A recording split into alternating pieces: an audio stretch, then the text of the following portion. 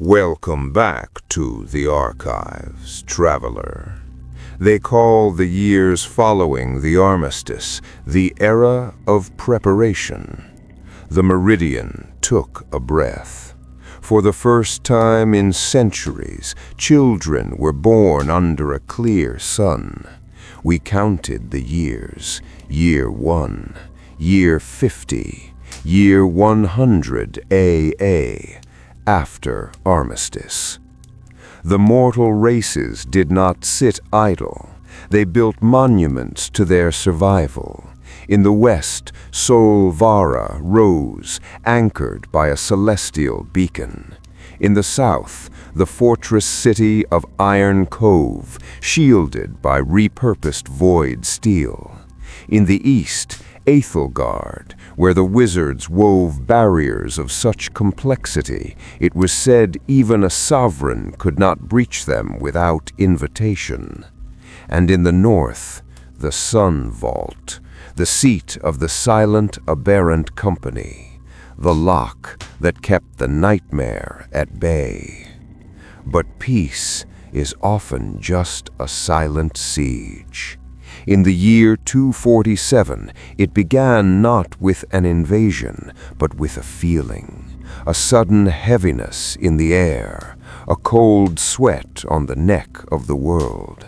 Reports trickled in, bodies found outside the barrier cities, missing patrols. The Armistice was absolute. It could not be broken by force or accident. It could only be broken by will. A human had offered a sacrifice. The Luminarchs, bound by their rigid codes, did not ask why. They felt that the seal was broken, judged humanity as unworthy, and abandoned the mortals. The elves retreated to their forests, cursing the name of man. The dwarves sealed their mountain gates. The rest of the mortal races followed. Humanity stood alone, and the clock started ticking again. Year 300, 53 years since the fracture. The sanguine veil has not yet fully formed, although the sun is not burning the same now, and the shadows are lengthening.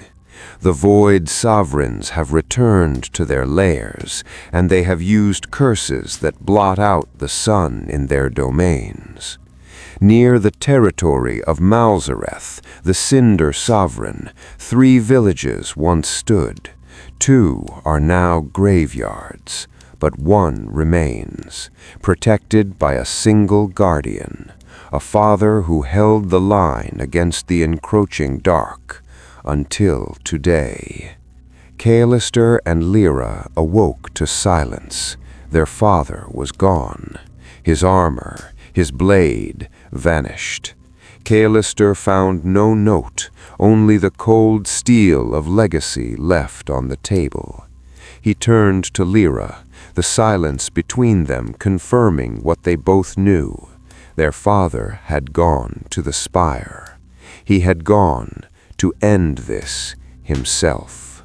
They found only his gauntlets remaining, artifacts of the old war, the Twin Aegis of Lumora.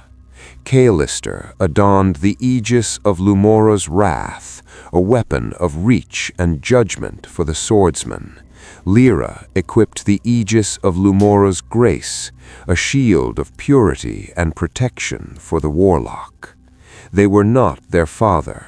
They did not have his strength, but they possessed something the demon lord of ego could not understand.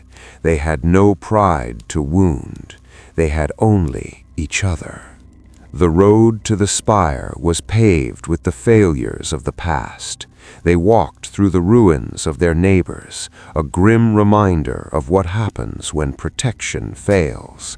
They saw the scorch marks of the Cinder Sovereign's malice. When the beasts of the shadow found them, the brothers did not falter. As the pack descended, Lyra did not shout commands. He simply raised the grace.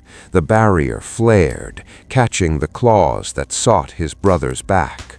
Callister did not seek glory. He spun, the wrath gauntlet firing a tether of hard light, dragging the beasts into the reach of his steel. Where the sword missed, the magic struck. Where the claw swiped, the barrier held. It was a dance taught to them by a man who knew that in the Meridian, hesitation is death. They breached the throne of Ash. There sat Malzareth, the demon lord of ego. He laughed at them. His voice shook the obsidian walls as he mocked their stature, calling them insects bringing toys of light to the Lord of Fire. He claimed he could never burn. But ego is blinding. Malzareth unleashed his inferno, expecting ash. Instead, he found the Aegis of Grace. The shield did not just block the fire, it purified it. Callister seized the moment. With the Aegis of Wrath, he bound the Sovereign's arms with chains of celestial light. For the first time in an age, the Cinder Sovereign felt the cold. The light of the gauntlet did not just burn his flesh, it dismantled his very essence. But as the light burned away his obsidian skin, Malzareth's arrogance turned to horror. He did not see two mortals. He recognized the signature of an old enemy. He whispered a name from the First War, Lumiel, the Eternal. He asked them with genuine confusion why the whelps of a mortal carried the hands of a god. Callister demanded to know where their father was, but the demon lord only laughed, coughing ash and embers. He told them they were fools to think a mere mortal had kept their village safe for 50 years. With his dying breath, the demon lord spilled the poison that would infect their victory. He revealed the hidden mechanism of their betrayal. The Void Sovereigns can shed their power. They can shrink. They can hide. They can become us. He mocked the rigid laws of the Armistice. Only a willing human sacrifice could break the seal. So, a sovereign did not just hide among humanity. It bred with them. It twisted its own half-blood offspring into the perfect, willing sacrifice. Malzareth looked north, toward the sun vault. He snarled that the enemy was not just at the gates, but wearing the armor of the silent, aberrant company. The traitor was inside the walls. The sovereign fell, and for a few miles the curse was lifted. The sky cleared above the spire, the sun reclaiming the land.